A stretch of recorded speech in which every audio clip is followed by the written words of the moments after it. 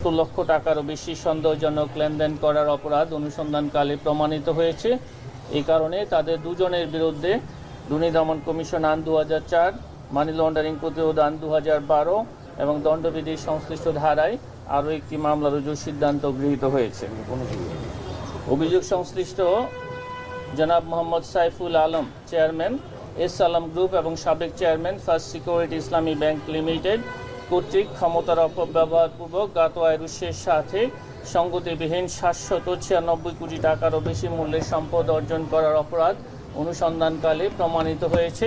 এ কারণে তার বিরুদ্ধে দুর্নীতি দমন কমিশন আইন 2004 এবং দুর্নীতি প্রতিরোধ আইন 1947 সংশ্লিষ্ট ধারায় একটি মামলা রুজুর সিদ্ধান্ত গৃহীত হয়েছে। ইতিমধ্যে এই মামলাটি রুজু হয়েছে। অভিযোগ সংশ্লিষ্ট জনাব ফারজানা পারভিন, পরিচালক এস আলম গ্রুপ এবং সাবেক পরিচালক ফার্স্ট সিকিউরিটি ইসলামী ব্যাংক লিমিটেড কর্তৃক ক্ষমতার অপব্যবহারপূর্বক জ্ঞাত আয়ের উৎসের সাথে অসঙ্গতিপূর্ণ 743 কোটি টাকারও বেশি মূল্যের 743 কোটি টাকারও বেশি মূল্যের সম্পদ অর্জন করার অপরাধ অনুসন্ধানকালে প্রমাণিত হয়েছে। এই কারণে তার বিরুদ্ধে দুর্নীতি দমন কমিশন আইন 2004 এবং দুর্নীতি প্রতিরোধ আইন 1947 সংশ্লিষ্ট ধারায় আরও একটি মামলা রুজু হয়েছে।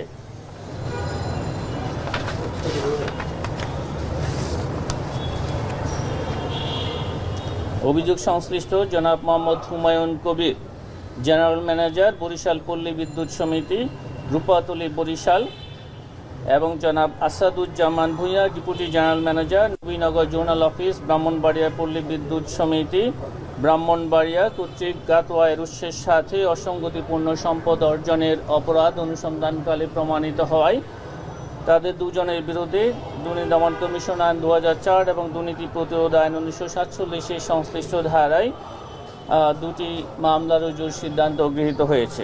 এছাড়া জনাব সামিউল কবির, ডিজিএম কারিগরি, মানিকগঞ্জ পল্লী বিদ্যুৎ সমিতি, মানিকগঞ্জ, জনাব বিপাশা ইসলাম, ডেপুটি জেনারেল ম্যানেজার কারিগরি, সদর দপ্তর, মানিকগঞ্জ পল্লী বিদ্যুৎ সমিতি, এবং জনাব রাজন কুমার দাস, সহকারী জেনারেল ম্যানেজার, মুন্সিগঞ্জ পল্লী বিদ্যুৎ সমিতি, সিপাহীপাড়া, মুন্সিগঞ্জের স্থাবর অস্থাবর সম্পদের সঠিকতা নিরূপণের জন্য তাদের প্রতি দুর্নীতি দমন কমিশন আইন 2004-এর 26(1) ধারায় সম্পদ বিবরণী দাখিলের আদেশ জারির সিদ্ধান্ত গৃহীত হয়েছে। অভিযোগ সংশ্লিষ্ট ডাক্তার সবিতা মল্লিক, স্বামী গণেশ চন্দ্র মল্লিক, কর কমিশনার, কেন্দ্রীয় কর জরিপ অঞ্চল, ঢাকা কর্তৃক পরস্পর যোগসাজশে জ্ঞাত আয়ের উৎসের সাথে অসঙ্গতিপূর্ণ 3,23 লক্ষ টাকারও বেশি মূল্যের সম্পদ অর্জন এবং বুক দখলে রাখার অপরাধ অনুসন্ধানকালে প্রমাণিত হয়েছে।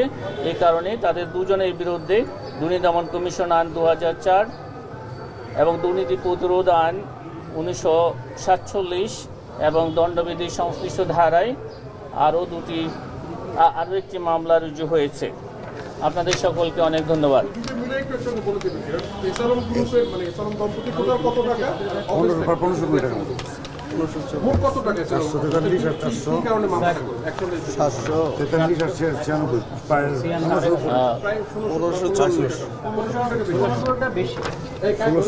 আমরা এটা কিন্তু আপনাদেরকে ডিটেলস দিয়েছি।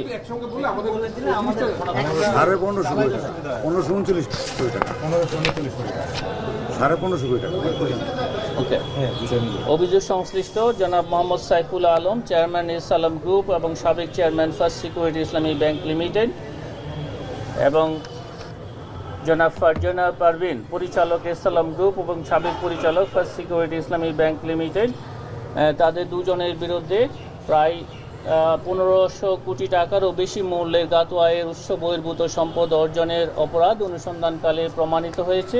এই কারণে তাদের দুজনের বিরুদ্ধে পৃথক দুটি মামলা রুজুর সিদ্ধান্ত গৃহীত হয়েছে।